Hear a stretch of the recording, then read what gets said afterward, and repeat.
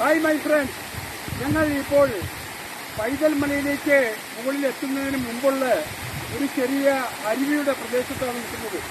ഈ അരുവി ഒരുപാട് മലമുകളിൽ നിന്നും ഒഴുകി താഴേക്ക് ഒഴുകുകയാണ്. ഏതാണ്ട് പൈതൽ മലയുടെ ആ കവാടത്തിന്റെ അവിടുന്ന് ഏതാണ്ട് 1 കിലോമീറ്റർ ദൂരം പൈതൽ മല മേടിലേക്ക് പുൽമേടിലേക്ക് പോകുന്ന വഴിക്ക് കാണാവുന്ന ഒരു ചെറിയ അരുവിയാണിത്. ഘോരവനമാണ് ഈ ചുറ്റും നമുക്ക് കാണുന്നത്. ഇവിടെ ആന, കടുവ മുതലായ വന്യജീവികളുണ്ടെന്നാണ് ഞങ്ങൾക്ക് അറിയാൻ സാധിച്ചത്.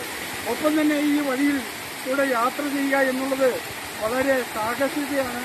കാരണം വലുതും ചെറിയ മഴ സമയത്ത് ഉരുൾപൊട്ടൽ, മണ്ണിടിക്കൽ മുതലായവ ഉണ്ടാവാൻ സാധ്യതയുണ്ട്.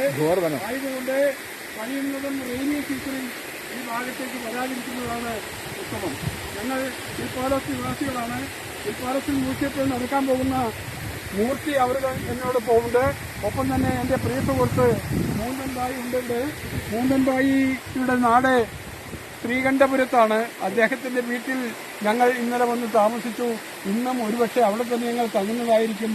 നാളെ ഞങ്ങൾ തിരിച്ച് നാട്ടിലേക്ക് പോകുന്നതായിരിക്കും. പൈതൽ മല എന്ന് പറയുന്ന സ്ഥലം ഏവർക്കും വളരെ ഹൃദ്യമാകും. കാണുവാൻ ഒരുപാടുണ്ട്. പക്ഷേ ഈ യാത്ര